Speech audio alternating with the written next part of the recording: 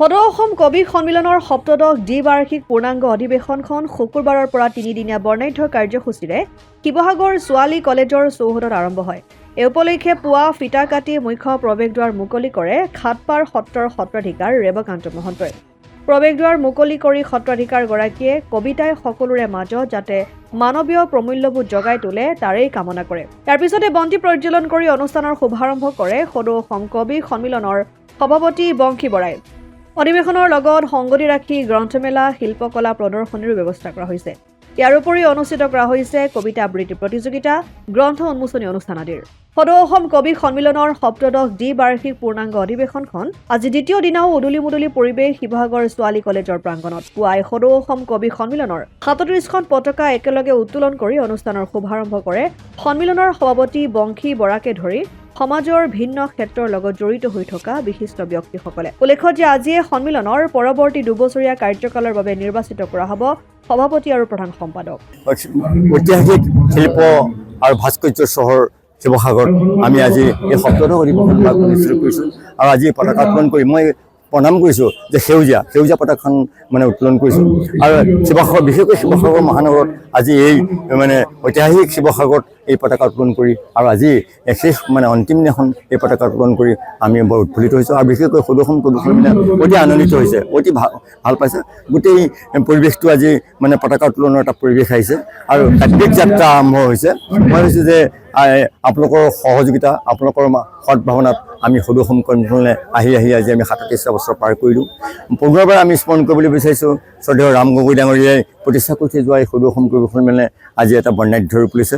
আমি সকলো কবিকে জনমুখী কৰি তুলিছোঁ, আমি জনগণৰ মাজলৈ আমি লৈ গৈছোঁ, কবিতাৰ চোতাল আমি কৰিছোঁ, কবিতাৰ বিভিন্ন অনুষ্ঠান কৰিছোঁ আৰু সকলো কবিতাকে আমি বিদ্যালয় মহাবিদ্যালয়সমূহত আমি সংগঠন কৰিছোঁ। তেওঁলোকৰ লগত আমি বুজা পৰা কৰিছোঁ, কলেজবিলাকত আমি তেনেকৈ ছাত্ৰ ছাত্ৰীৰ লগত আমি বিনিময় কৰিছোঁ আৰু বিশেষকৈ আজি দুটা দিন যোৱাকালি আৰু আজি এই শিৱসাগৰ মহানগৰত থাকি এই বিশেষকৈ অধিৱেশনস্থলী থাকি মই অতি আৱেগিক সঁচা অৰ্থত ক'বলৈ গ'লে কাব্যিক আৱেগিক হৈছোঁ। সকলোৰে সহযোগিতা, সকলোৰে কাব্যযাত্ৰাৰ প্ৰতি সহায় জনোৱাটো। কবি সন্মিলনৰ সপ্তদশ দ্বিবাৰ্ষিক অধিৱেশনখন আমাৰ শিৱসাগৰ তিনিদিনীয়া কাৰ্যসূচীৰে কালিৰ পৰা আৰম্ভ হৈছে।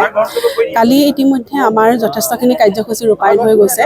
সতীৰ্থ কবি সন্মিলন, আমন্ত্ৰিত কবি সন্মিলন, যুৱ কবি সন্মিলনৰ পৰা আদি কৰি আমাৰ যি কাৰ্যনিৰ্বাহক সভা সেয়াও কালি ইতিমধ্যে শেষ হৈছে আৰু আজি তৃতীয় দিনৰ কাৰ্যসূচীৰ আৰম্ভণিত আমাৰ ৩৮খন পতাকা উত্তোলনেৰে আমাৰ এই প্ৰথম কাৰ্যসূচী ৰূপায়ণ হৈছে।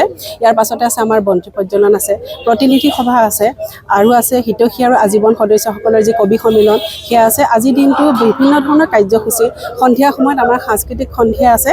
তেনেধৰণে কাইলৈ আমাৰ কবিতাৰ সমদল যাত্ৰা আছে আৰু আমাৰ এই অধিৱেশনখনিত অকল শিৱসাগৰে নহয়, অসমৰে নহয়, ভাৰতবৰ্ষৰ নহয়, ভাৰতবৰ্ষৰ বাহিৰৰ নেপালৰো ভাৱনা পাৰজুলি আৰু আমাৰ কবি বিশিষ্ট কবি প্ৰকাশ গৌতম আমাৰ উৰিষ্যাৰ পৰা আহিছে, পশ্চিমবংগৰ পৰা আহিছে আৰু অসমৰ বিভিন্ন ঠাইৰ পৰা যথেষ্ট সংখ্যক কবি, আমাৰ সাহিত্য অনুৰাগী, কাব্যপ্ৰেমী গোট খাইছে আৰু আমাৰ এই ঐতিহ্যমণ্ডিত শিৱসাগৰ চহৰ আমাৰ এই উৎসৱস্থলী যেন হৈ পৰিছে।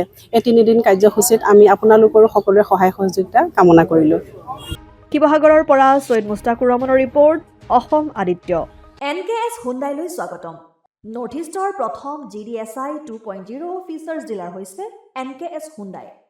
অত্যাধুনিক সা সুবিধাৰে তৈয়াৰী মষ্ট আপডেটেড হুণ্ডাই ডিলাৰ এতিয়া ডিব্ৰুগড়ত। আমাৰ NKS হুণ্ডাই ডিলাৰত open sales consulted room, customer ৰুমৰ লগতে পুৰণি গাড়ীৰ এক্সচেঞ্জ ফেচিলিটিও ৰখা হৈছে। ইয়াত চেলছৰ লগতে ছাৰ্ভিচ ছেক্টৰৰ সুন্দৰ সুবিধা আছে। প্ৰয়োজনীয় সকলো এডভান্স টুলছ, হুইল বেলেন্সিং, এলাইনমেণ্টৰ অত্যাধুনিক machine, post hydraulic lift, fully ট্ৰেইনমেণ্ট পাৱাৰৰ লগতে nitrogen gas filling facility, fully automatic car washer ফেচিলিটিও আছে। লগতে NKS হুণ্ডাই ডিলাৰে কাষ্টমাৰসকলৰ সুবিধাৰ্থে মোবাইল ছাৰ্ভিচ ভেনৰো ব্যৱস্থা ৰাখিছে, য'ত হাইড্ৰলিক লিফ্ট, ৱাশ্বিং facility, wheel balancing, tyre pressure check কৰাৰ লগতে বহুখিনি সুবিধাই উপলব্ধ আছে। NKS হুণ্ডাইলৈ আহক আৰু সুবিধাসমূহ গ্ৰহণ কৰক।